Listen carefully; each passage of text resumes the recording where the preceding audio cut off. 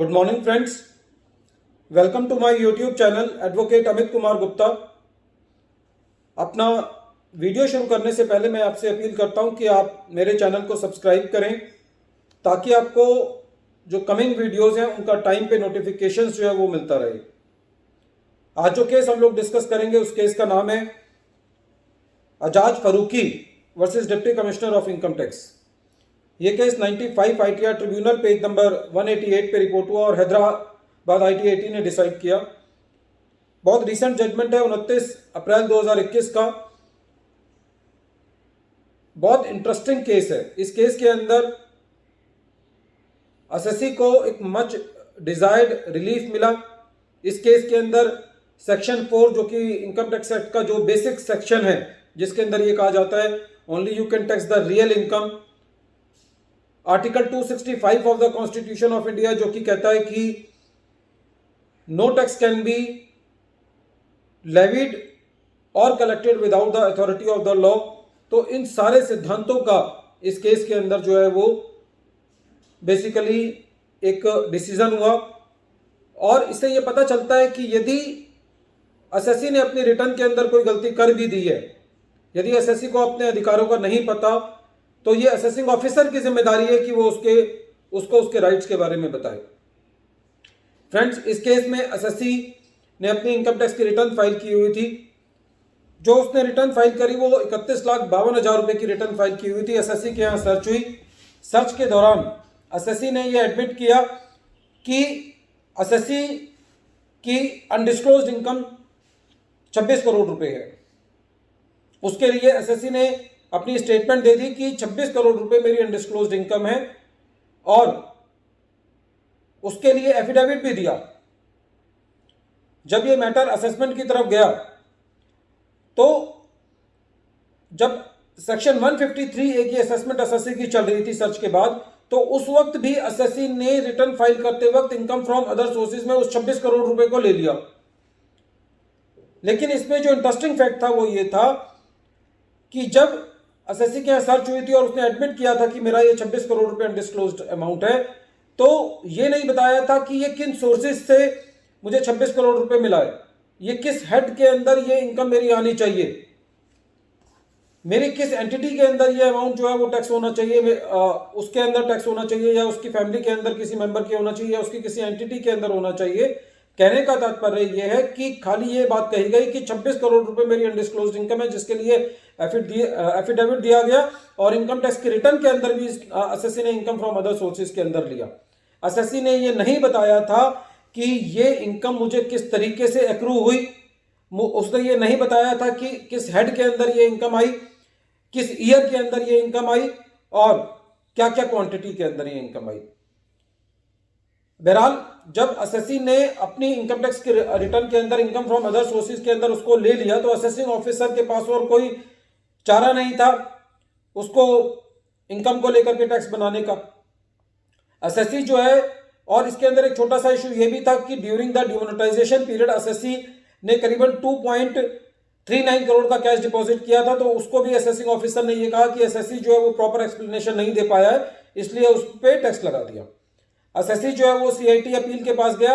जब CIT appeal के पास SSC गया तो एसएससी इस 2.39 करोड़ के लिए तो लड़ ही रहा था, क्योंकि एसएससी कह रहा था कि मेरा कैश इन हैंड मेरे पास अवेलेबल है और उसी कैश इन हैंड को मैंने जमा किया। लेकिन एसएससी ने सीआईटी अपील के पास एक बहुत इंटरेस्टिंग एडिशनल ग्राउंड ये रेज किया कि जो ये 26 करोड़ रुपए मैंने गलती से एडमिट कर दिया है, लेकिन ये मेरी टैक्सेबल इनकम नहीं है और इसका कोई भी रियल इनकम थ्योरी नहीं है, क्योंकि इसके अंदर मेरे पास कोई एसेट्स नहीं है। ये मैंने खाली जो है वो उस टाइम अपने हैरेसमेंट को दूर करने के लिए मैंने इसको एडमिट कर लिया था। ये इस इनकम की कोई भी डिटेल डिपार्टमेंट के पास अवेलेबल नहीं है, किस हेड के अंदर ये इनकम आती है, किस ईयर में मैंने ये कमाई।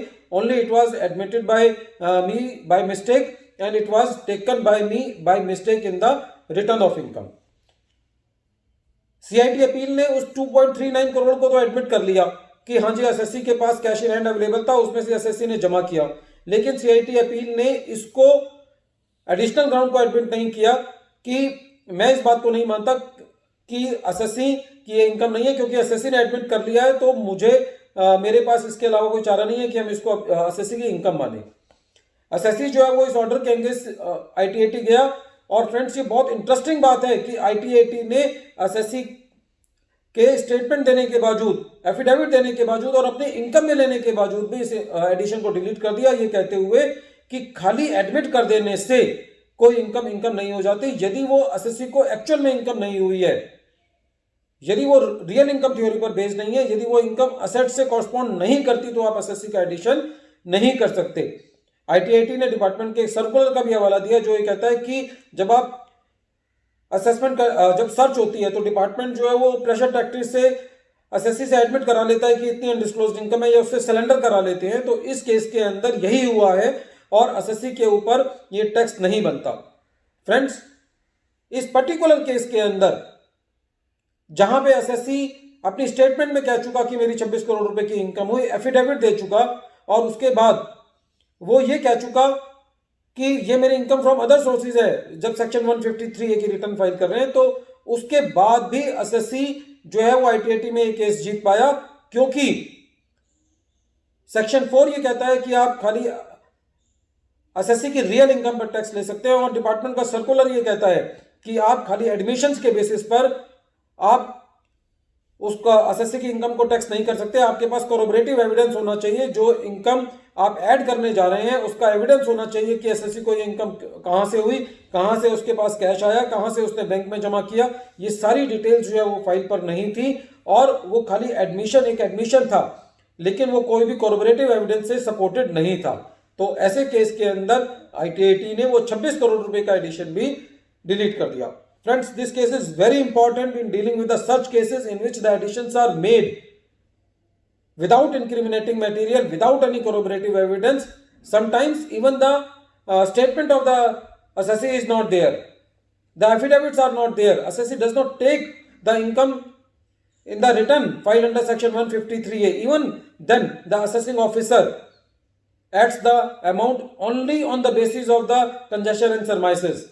But in this particular case, even after admitting the income in the statement, after giving the affidavit, and even after taking the income under the head income from other sources in the return filed under section 153A, the addition was deleted by the ITAT. So friends, this is a very welcome case as far as the article 265 of the Constitution of India is concerned and section 4 of the Income Tax Act is concerned. Friends, once again I am repeating the name of the case. The name of the case is Azaz Faruqi versus Deputy Commissioner of Income Tax, and this case has been reported in 95 ITR Tribunal, page number 188. Thank you, friends.